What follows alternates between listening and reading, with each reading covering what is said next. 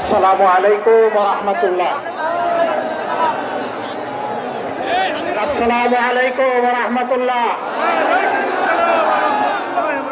আলহামদুলিল্লাহি রাব্বিল আলামিন ওয়াসসালাতু ওয়াসসালামু আলা রাসূলিহিল কারীম ওয়া আলা আলিহি ওয়া সাহবিহি ওয়া আহলি বাইতি আজমাইন। চলমান আন্দোলনের শরিক আট দলের উদ্যোগে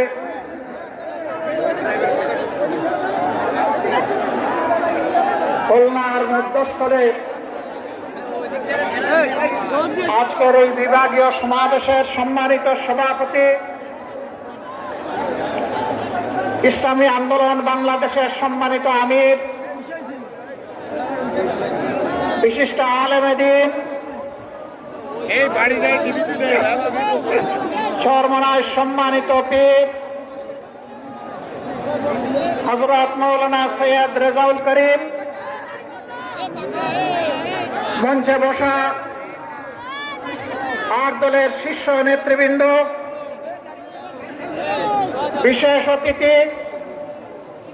অতিথিবৃন্দ, বিভাগীয় নেতৃবৃন্দ, স্থানীয় নেতৃবৃন্দ, খুলনার আপাম জনগণ, ভাই ও বোনেরা, আল্লাহ তাবারক ওয়া তাআলা শুকরিয়া আদায় করছি। আল্লাহর দ্বীনের প্রয়োজনে, বাংলাদেশের মানুষের মুক্তির প্রয়োজনে আল্লাহ তাআলা আটটি ইসলামী এবং দেশপ্রেমিক দলকে একত্রিত হয়ে যুগের চ্যালেঞ্জ গ্রহণ করার তৌফিক দান করেছেন। আলহামদুলিল্লাহ। ইতিমধ্যে বিশেষ অতিথি সহ সম্মানিত অতিথিবৃন্দের, নেতৃবৃন্দের মুখ থেকে আপনারা গুরুত্বপূর্ণ বক্তব্য শুনেছেন। এক এক করে স্বাধীনতার 54 বছর অতিবাহিত হয়েছে। এই 54 বছরে স্বাধীন বাংলাদেশের জনগণের লালিত স্বপ্ন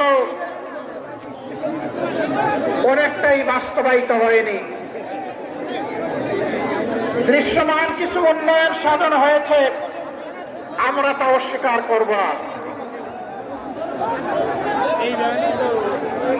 এই ভৌত কাঠামোগত উন্নয়নে একটি জাতির আসল উন্নয়ন নয়। একটি জাতির আসল উন্নয়ন হচ্ছে এই দেশ এবং জাতির মধ্যে ন্যায় বিচার বা সামাজিক সুবিচার আছে কি নেই।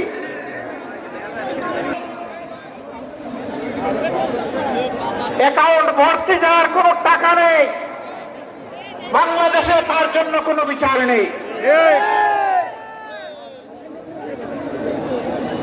একটা দেশ সভ্য দেশ কিনা